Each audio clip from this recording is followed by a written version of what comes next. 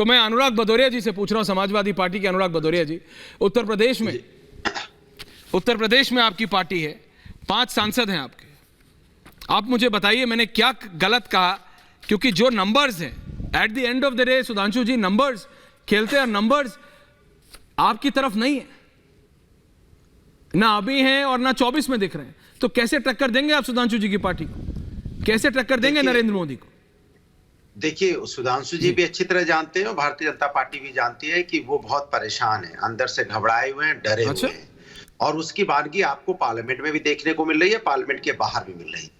जिस तरह की पार्लियामेंट के अंदर में 15-15 सांसदों को बोलने से मना कर, जब वो बोलते हैं या सरकार के खिलाफ आवाज उठाते हैं तो उनको सस्पेंड कर दिया जाता है। और एक सांसद तो ऐसा भी हड़बड़ाहट में इतने हड़बड़ाए हैं, पेन इतनी जल्दी चला रहे हैं कि ये भी नहीं देख रहे हैं कि वो सांसद जिसको एक सांसद जो वहां है ही नहीं, उसको भी सस्पेंड कर दे रहे हैं। मैंने कमाल है भाई, ये तो मानना पड़ेगा कि परेशानी से लोग थोड़े से बौखला तो जाते हैं। हार का डर से साफ साफ दिखाई पड़ता है कि सदन के अंदर में अगर कोई आवाज उठाएगा, महंगाई बेरोजगारी पर आवाज उठाएगा तो भी सदन से बाहर कर दिया जाएगा, महिला समस्या पे आवाज उठाएगा तो भी सदन से बाहर कर दिया जाएगा, सुरक्षा पे आवाज उठाएगा तो भी सदन से बाहर कर दिया जाएगा। मतलब कोई आवाज नहीं उठाए, कोई बोले ही नहीं, क्योंकि लोकतंत्र में विपक्ष का सम्मान होना चाहिए। विपक्ष पार्लियामेंट की आत्मा होती है, जिसको ये नहीं चाहते कोई आवाज उठाए।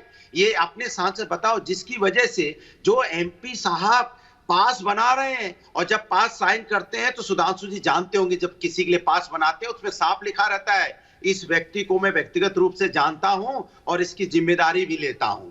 तो क्या आपने उनकी जिम्मेदारी व्यक्तिगत रूप से जानते हैं तो क्या उनसे पूछताछ की? इसी की तो हम आवाज उठा रहे थे ना कि आपके सांसद के बारे में जिन्होंने चिट्ठी, अगर चिट्ठी मान लो विपक्ष ने बनाई होती तो अब तो देखिए अनुराग भदौरिया जी, आप जो बीजेपी के सांसद प्रताप सिन्हा पे सवाल उठा रहे हैं, बिल्कुल, और प्रताप सिन्हा से सवाल भी होना चाहिए, लेकिन मेरा जो सवाल था वो ये नहीं क्या हुआ, मेरा जो प्रताप सिन्हा से एजेंसियां सवाल करें, सारी करें। सीआरपीएफ के डीजी अनीश दयाल को अपने भी एजेंसी से सवाल करना चाहिए। उधर अभिनंदिता जी के पीछे उनकी बिल्ली आ गई है। लेकिन मैं ये आपको बात बता रहा हूं, लेकिन मैं ये आपने नहीं, एक सेकंड अनुराग जी,